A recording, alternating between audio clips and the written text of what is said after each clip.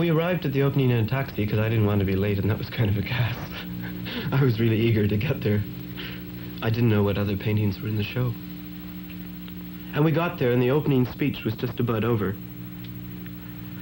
And it was the director of the gallery standing behind a microphone and saying, sort of uplifting things to the people about his goal had been to get Vancouver art on an international level, whatever that meant, so that BC would no longer be provincial. And whatever that meant, I don't understand. And then he said, now the show is open, and then people started, getting out of the crowd sort of structure they had been in, the group, and milled around and looked at the paintings. And it was really no fun, the opening of that show. I thought it would be fun because my painting was in it. But there was no glamour, which was the first thing that disappointed me, really. Nobody was trying to make a groovy thing out of it, There were no drinks, and that's hard to get because you need a special license from City Hall to get drinks. So there were no drinks. There was coffee upstairs away from the paintings, so that you had to go upstairs for your little cup of coffee and then come down again. And people that, at this opening, where my painting was, people who, for the last maybe 3 years, wouldn't speak to me. They knew who I was. They had heard about me. I knew who they were. I had myself a few times spoken to them, but they would no longer speak to me because I wasn't making it in whatever club they felt I should be making it in. Came up to me that night on the opening, sort of behind my back, and said, "Congratulations, boy, you've made the grade." And that's what becoming a well-known Canadian painter is, or an international painter is, and I really don't want it, And other people said, "Look, Bill, I'm interested in getting the show together of constructions and the kind of sort of primitive, far-out work that you do." And I said, "Well, that's only one of my paintings. You've been refusing to come to my studio for 2 years." He said, "Well, nevertheless, I'm interested in getting a show together. Now, could I contact you?" All of a sudden kowtowing to me, treating me like some, I think his image was I was some kind of Jimmy Dean here in this scene, and that he had to be very careful the kind of language he used so I wouldn't put him down, but that he really wanted my painting, So that was a drag.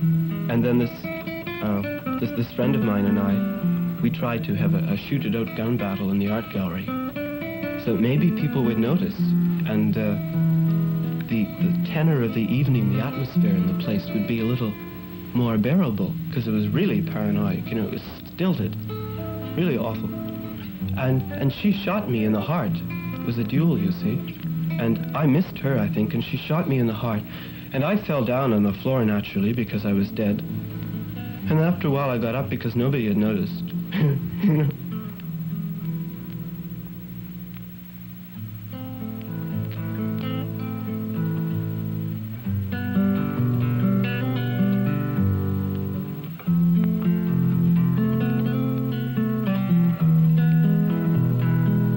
I don't know whether people on Perry Mason and the crime shows get their tones of voice from the police, or the police get it, from the TV shows.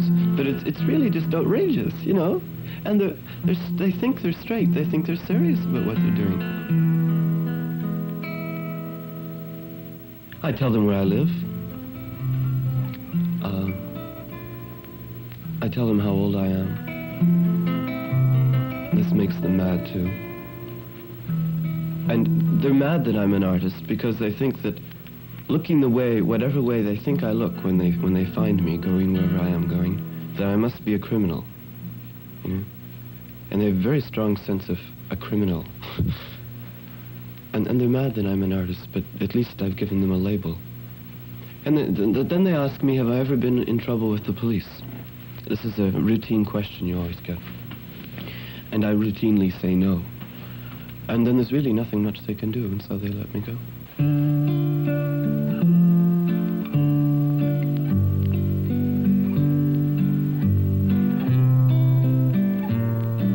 At night there's nothing to do that's important in a social or pretending way. So you can't pretend you're any more than just yourself. So I want to go out to find myself, to feel if I can flow and feel free.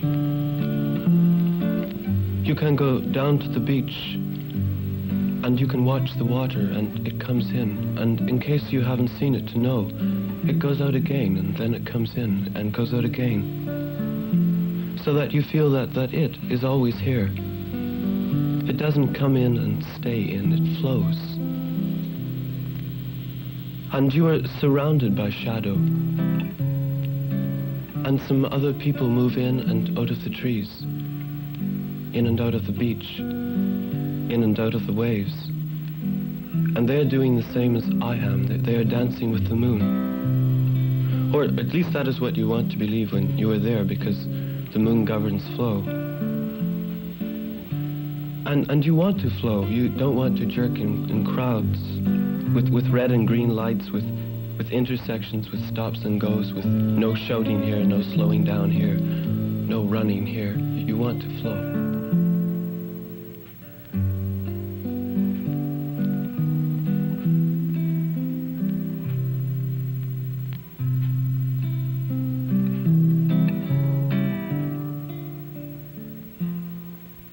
Christmas Eve, the landlord came, and he was very, very drunk.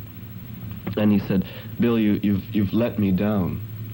He said, "You've been here 10 months now, and you haven't paid me any money. And every time I come, you said that there was money coming. And then we agreed that if you painted the hallway, that would do for the 10 months rent.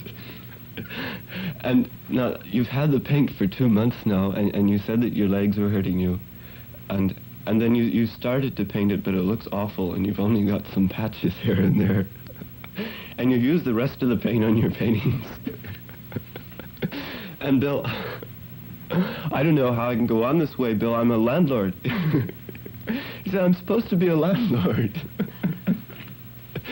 I don't know, we went to a few Christmas parties and so on. And so I was just under the comforters, and my head was just peeking out at him, you know. And I was sort of thinking about, could I get involved in this? And I really couldn't get involved in it. So I said weakly, "But where will we go? We have nowhere to go." And he said, "This time, you just go out on the street." After all, he said, "If it weren't for me, you wouldn't have anywhere to go." And I said, "That's true. We have nowhere to go." And he said, "Well, it's final. You've got till the end of the month." And then you've got to get out. And then you cried again, and oh, it was so wonderful. It was like, I don't know, maybe he thought that, you know, it was Christmas Eve, so he brought up on Scrooge. He had to be Scrooge, you know. But I haven't seen him since, and it's all right again.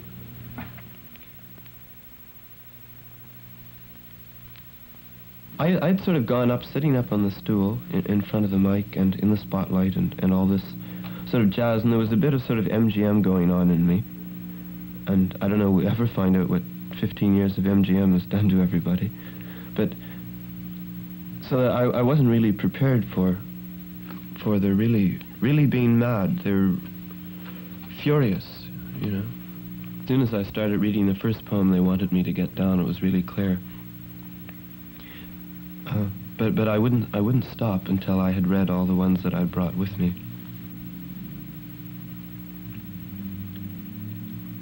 I felt betrayed because these people had been groovy to me before I started reading. And then were really, really hostile. They hooted, and they laughed, they giggled, and they shouted at me to stop, and somebody in the audience would say, "No, let him go on," and somebody would say, "No, tell him to stop," and then I would say, I got mad, and I would say, "I'm going on regardless." And then there was sort of an exchange between me and some of the people who thought they were just in an audience. And nothing was resolved, but I was hurt, you know. It wasn't all that groovy. I was really hurt. And I don't think I'd ever read at the Cellar again, you know.